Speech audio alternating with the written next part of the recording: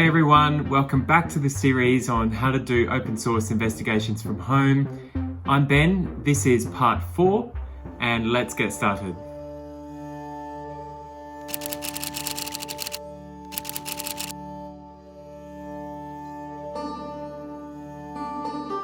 In this session we're going to go through geolocation, which is specifically having a look at where a photo or a video may have been taken.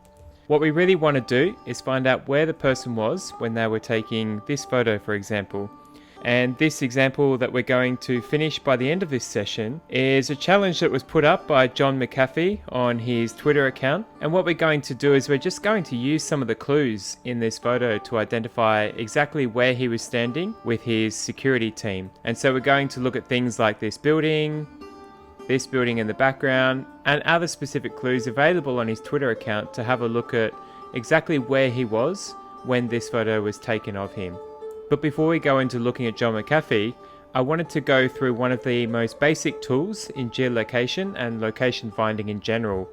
Google Maps is quite a useful tool because it's a very accessible representation of the Earth's surface. And to see that from going from the map view into a satellite view, all we have to do is click this little icon down here in the bottom left. And this basically gives us a view of the land as it's seen from space or from the air. In some areas we have really good 3D views. So for instance, I'm at the Dawn Wall, which is in Yosemite Valley in California. And you'll notice that when I just tilt the camera, I can get a perfect 3D view of that canyon area or that mountainside that's so popular with climbers.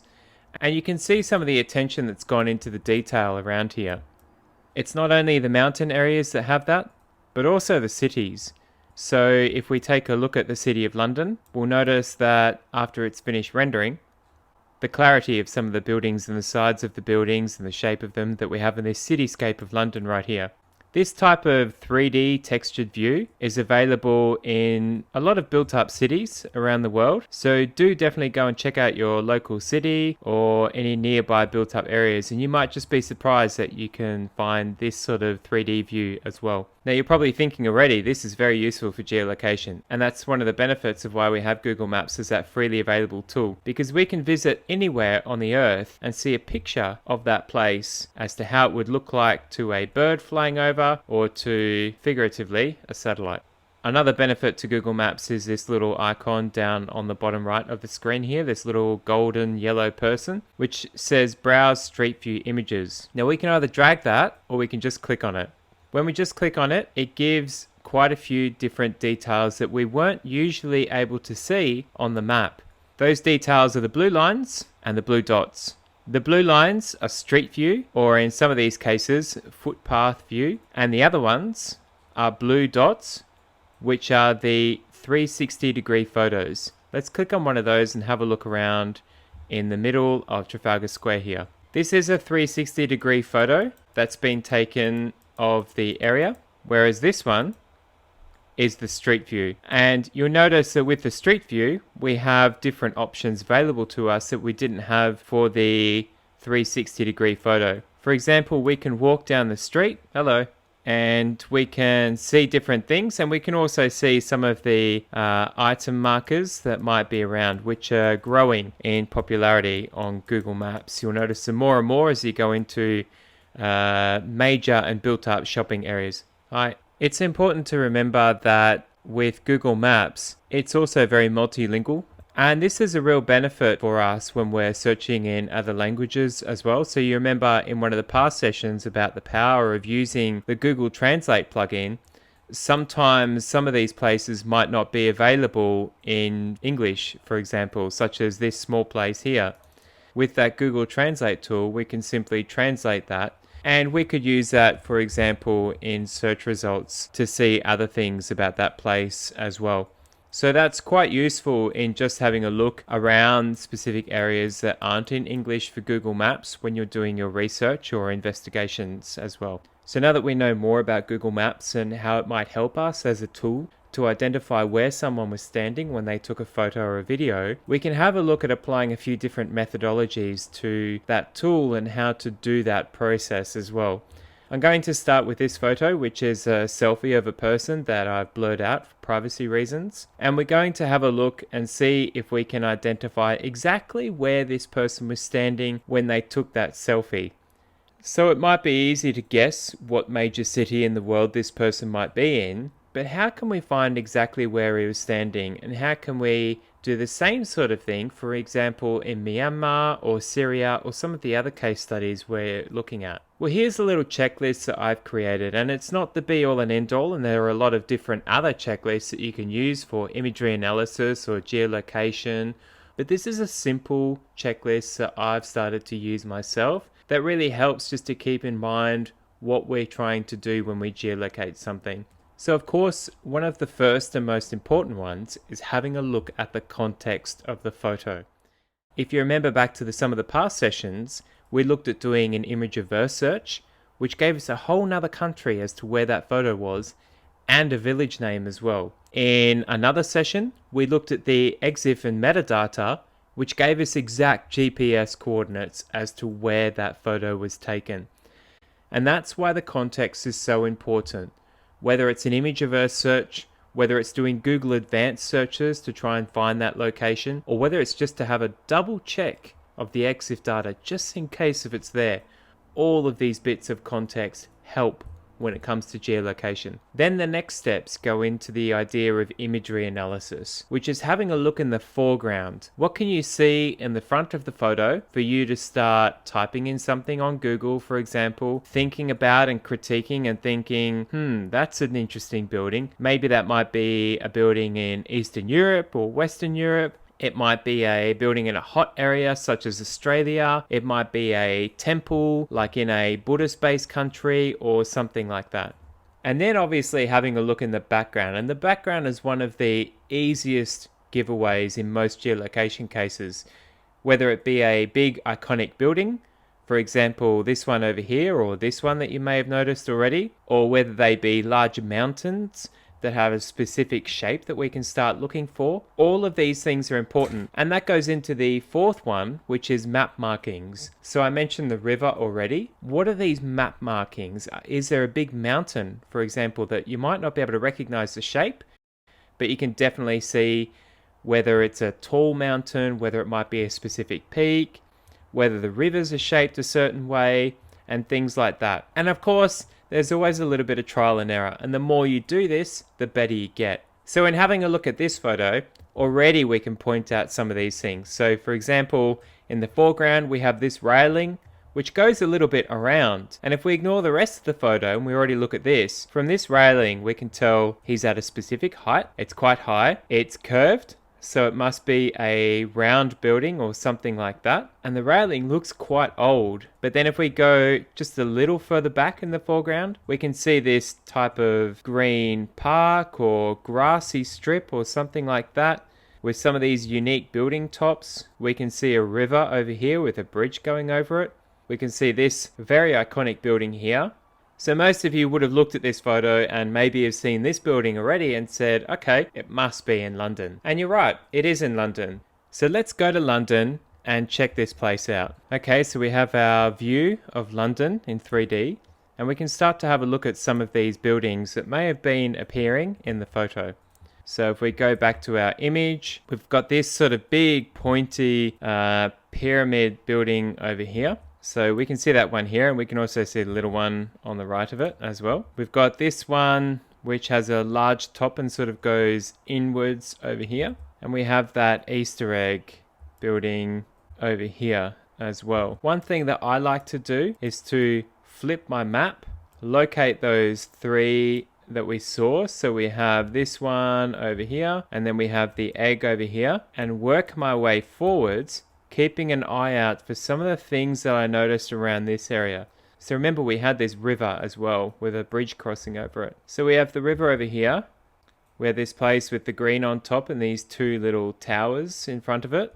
We have that one here. That's a fairly good match. And we can keep working our way forward, but a bit more onto the road, and start to have a look for some of these buildings around here. So we had this round building right here, which looks like this one here. If we work our way forward, we've got some pretty unique shapes, like we have this one over here, we have this one over here, so let's keep an eye out for them as we move forward.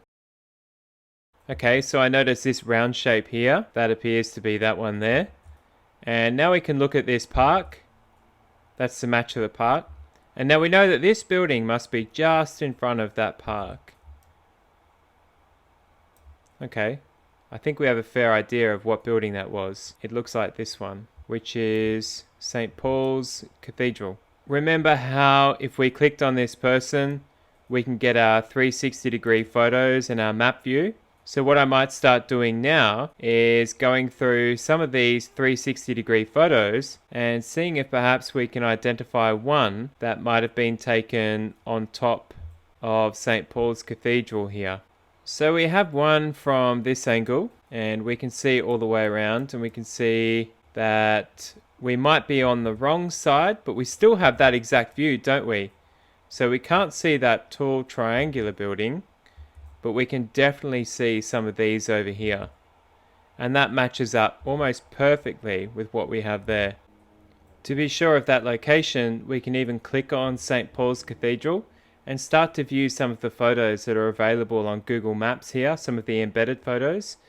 And we can also view 360 photos just by clicking that tab. And we can go down through all of these pictures and start to have a look for if there is another photo that matches our location that we identified just before.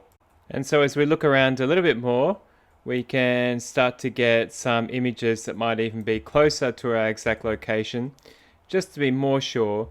And for example, we can see this one, and we can almost replicate that exact same view just through this image, and knowing that this person may have been standing just about here when they took this photo, and that might just match up with some of these parts.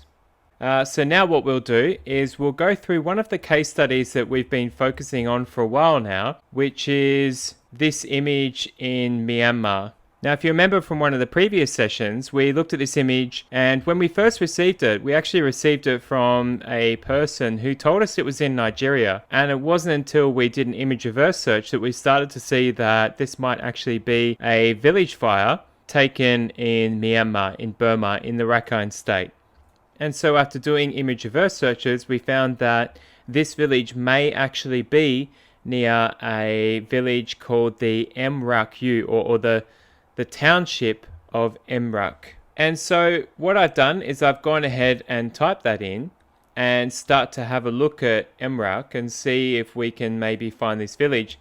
We don't actually know exactly where it is, so it's always important to think about some of the features that we have. So when doing geolocation, remember, what do we see in the foreground? Well, in the foreground we don't have too much except this farmland, but what we do have is a specific shape of this area in front of us. And so we have a specific layout of the trees and how they've been cut against the farming to give us a sort of almost like a jigsaw piece that we're looking for.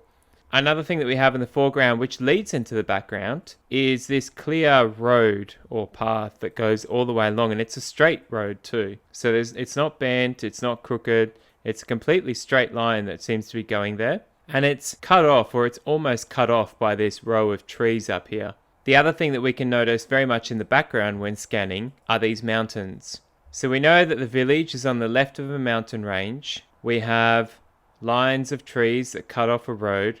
And we also have this almost like a semicircle or a half moon of trees that seem to peel off and come around in the distance. So one of the articles said that this was north or near Mrak. So I'm just going to follow this map up. We also have a river here as well.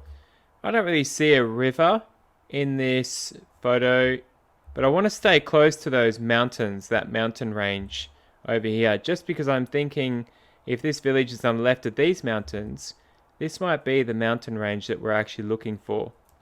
Also, don't forget we had this road as well. Traveling up from Mrak, I'm seeing a single road that seems to be going up along these mountains. So I think to myself, what if I followed this road up? Maybe I could find this village. I'm looking for that bent shape of trees, the road cut off by a line of trees as well. So if I start to zoom in on this road, what I'm looking for is a straight cut towards those mountains. So it seems like when we fly through this map that I'm seeing a round half moon shape of trees here. This might be our location. So let's have a look and go into this location for further analysis. And this is just the scratch and peck methodology. Like a chicken, we're scratching and then we're going to peck. So what we've been doing is we've just been scratching along the land with our mouse until we found a location, and then we're going to peck into it for further observation. So what I want to do is have a look at this photo and see if I can find some similarities. So zooming down into the detail, one of the first things I notice about this photo is this sort of blue and red and brown long buildings. They make a kind of puzzle for me, or a specific series of colors and shapes that we can look out for on the right side or the eastern side of this village.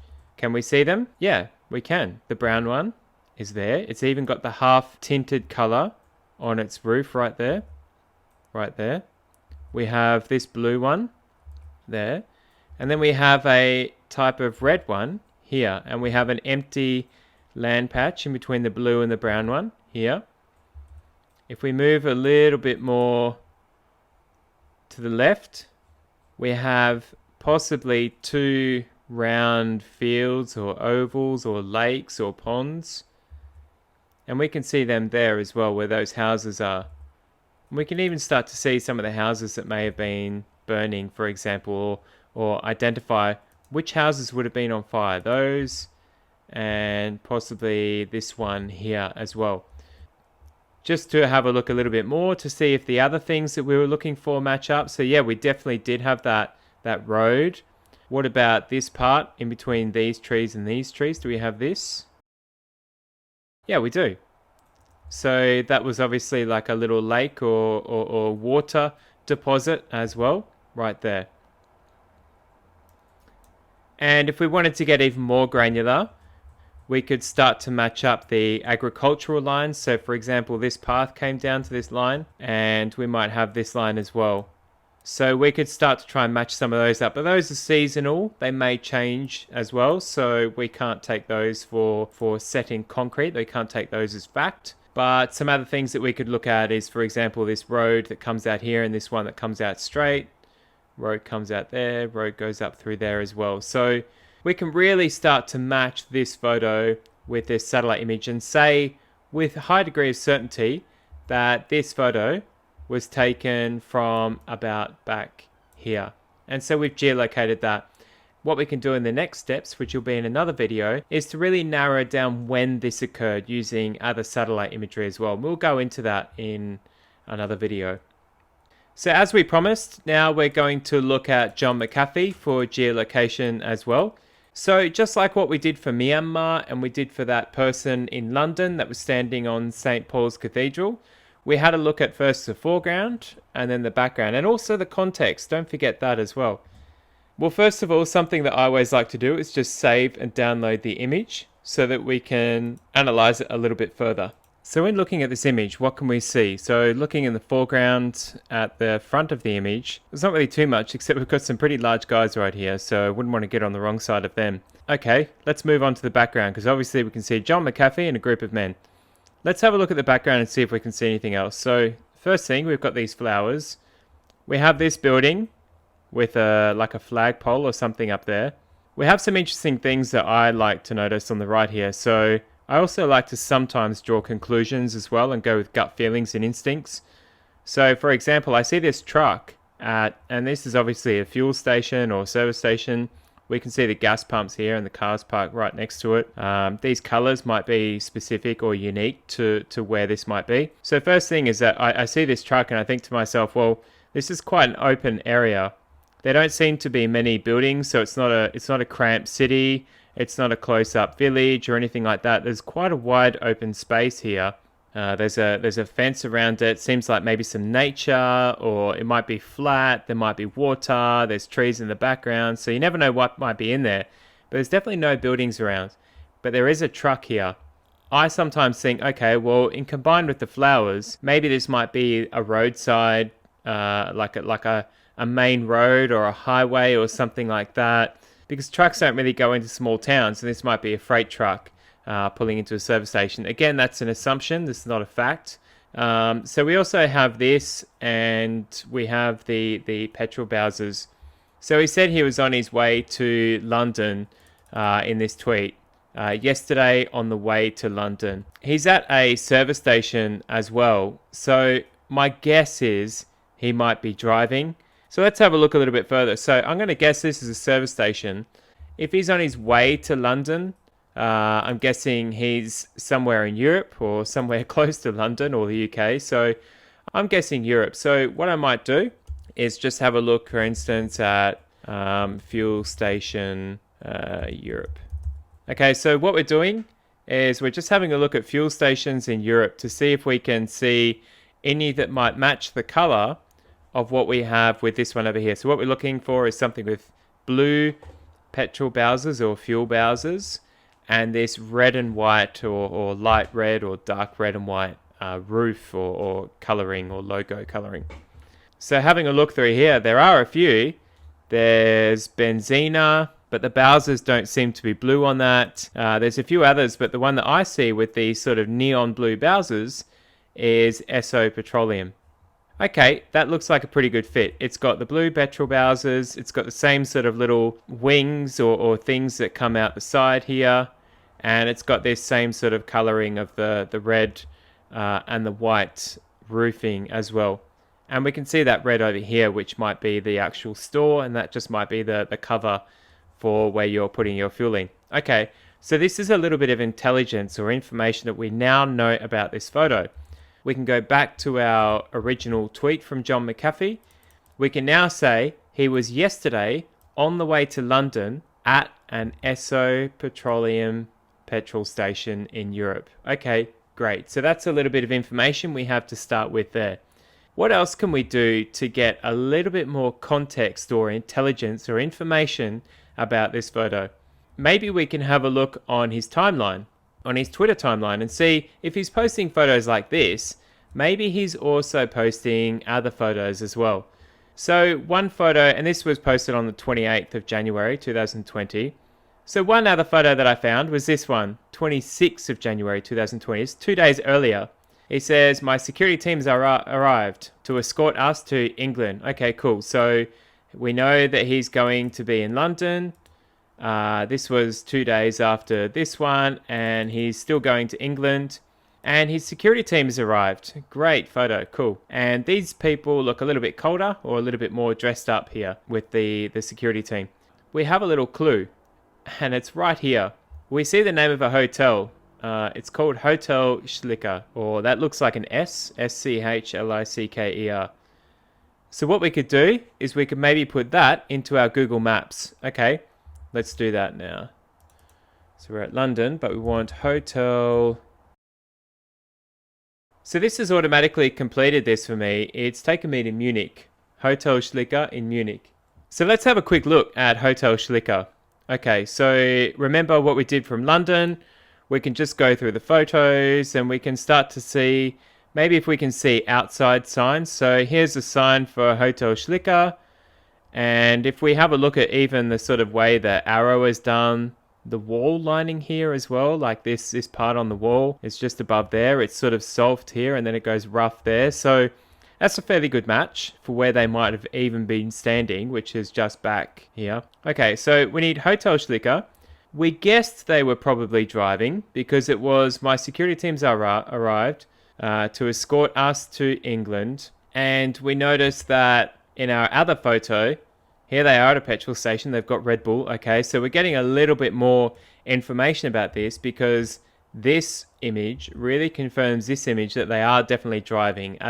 They've been at a gas station. He's got his Red Bull. So, okay, let's join these two together. Yesterday on the way to London, at an Esso Petroleum station, leaving Hotel Schlicker in Munich. So what do we need to do?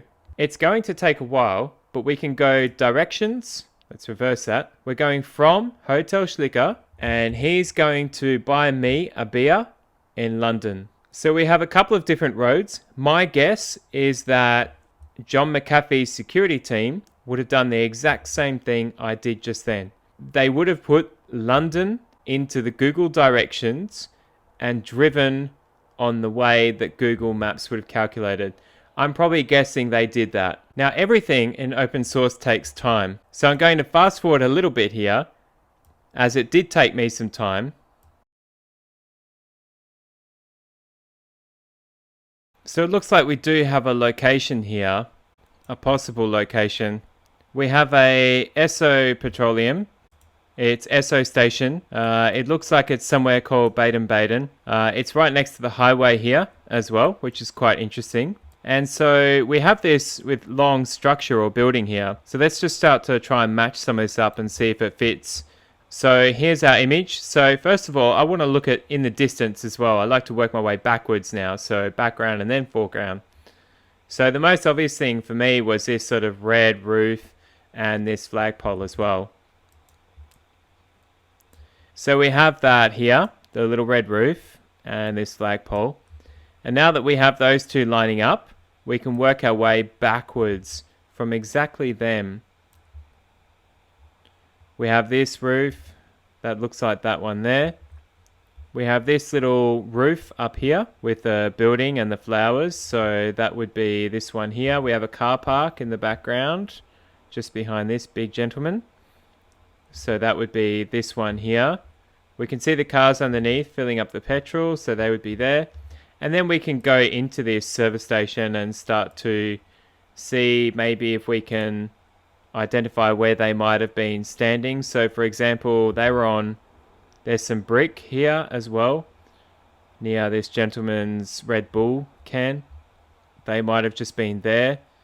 And going through just to really narrow down, we could also perhaps, okay, so where this dog is right here with the flowers with the lady, that might be right here. The flower trolley stand seems to go out all of the time.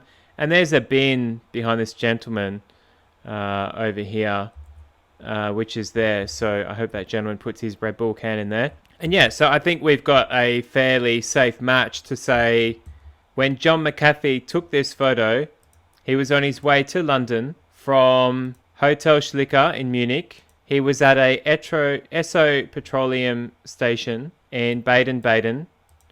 So that's geolocation. It is a simple process. It really is going through those checkboxes that we went through before. So really going through the context, the foreground, the background, the map markings.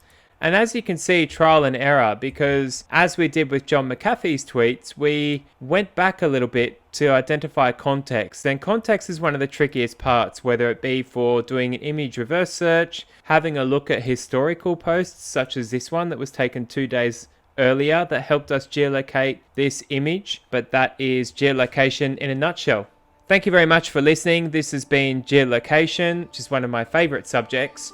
And don't forget to like and leave a comment and subscribe for future content.